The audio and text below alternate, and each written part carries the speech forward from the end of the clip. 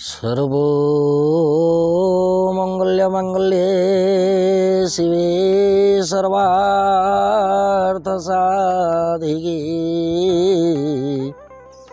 शरण्ये त्र्यंबके गौरी भगवती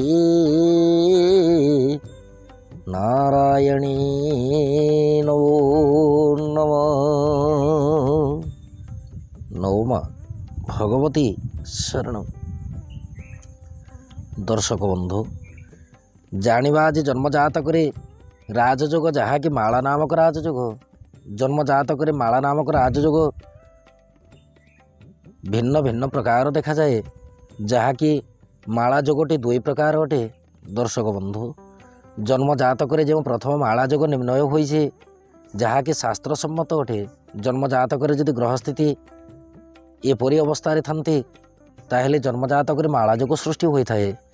माला जोगर प्रथम भाग जहाँकि प्रथम अध्याय लिखित अच्छी जन्म लग्न कुंडली धनाधिपति जदि धन स्थान रही थे लग्न ठार द्वितीय स्थान हो धन स्थान द्वितीयाधिपति ग्रह जदि द्वितीय स्थान अवस्थान करें भाग्यश जदि भाग्य स्थान थे भाग्य स्थान बोलते नवम स्थान नवमाधिपति जदि नवम स्थान अवस्थान करें लाभाधिपति ग्रह जी कि एकादश भावर अधिपति ग्रह एकादशाधिपति ग्रह जदि एकादश स्थान अवस्थान करें ताहेले जन्मजातक माला जोग सृष्टि होता है।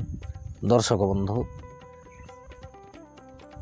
द्वितीयाधिपति द्वितीय स्थान महाधनी जोग संगठित करते तत्संगे नवमाधिपति नवम स्थान रही प्रबल भाग्ययुक्त करते एकादशाधिपति जदि एकादश स्थान रही था ताहेले जन्मजातक प्रबल मात्रा धन उपार्जन करिबारे दक्षता हासिल करिथाए जहाँकि ज्योतिष शास्त्र कहे प्रबल धन संपत्तिर अधिकारी होगा सहित उत्तम धन उपार्जनकारी होता है उत्तम स्वास्थ्ययुक्त होगा सहित भाग्यर उत्तर उत्तर वृद्धि होता है। दर्शक बंधु जन्मजातक जदि धन स्थान धनाधिपति नवम स्थान नवमाधिपति और एकादश स्थान जदि एकादशाधिपति रही था एपरि स्थले जन्मजातक 38 वर्ष बयस पर भाग्यर प्रबल उन्नति देखा पाई था जहाँकि ध्रुव सत्य एवं ज्योतिष तत्व धनाधिपति धन स्थान अवस्थान करिकी अष्टम स्थान प्रति दृष्टि रखिए जेतेबेले अष्टम स्थान प्रति धनाधिपति दृष्टि रही थाए जदि अष्टम स्थान में कौन गोटे भी शुभग्रह रहीकि धन स्थान प्रति दृष्टि रखी दियंती विशेषकर धनकारक ग्रह बृहस्पति जदि दृष्टि रखती ताहेले जन्मजातक अचलाचल संपत्ति भोग करें। नवमाधिपति ग्रह जदि शुभग्रह होइकि नवम स्थान अवस्थान करें एकादशाधिपति जदि एकादश स्थान अवस्थान करें ताहेले जन्मजातक प्रबल मात्रा उत्तम भाग्ययुक्त होगा सहित संसार क्षेत्र समस्त प्रकार भौतिक सुख को उपभोग करें। जदि जन्मजातक राजयोग संगठित होइछे सर्वप्रथम आपण लग्नाधिपति को दृष्टि देवे लग्नाधिपति जदि बलवान अवस्था अच्छी ताहेले माला नामक राजयोगटी प्रबल मात्रा शुभफल प्रदान करिवो जहाँकि ज्योतिष शास्त्र मत।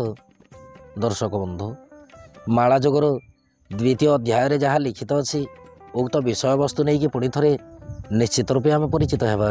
ये है जन्मजातक माला जोगर प्रथम भाग जहाँकि धनाधिपति धन स्थान नवमाधिपति नवम स्थान और एकादशाधिपति एकादश स्थान रही थे केवल मात्र 3टी ग्रह को लेकिन माला जोग निर्णय एवं अनुमति दियंतु। नवमा भगवती शरण।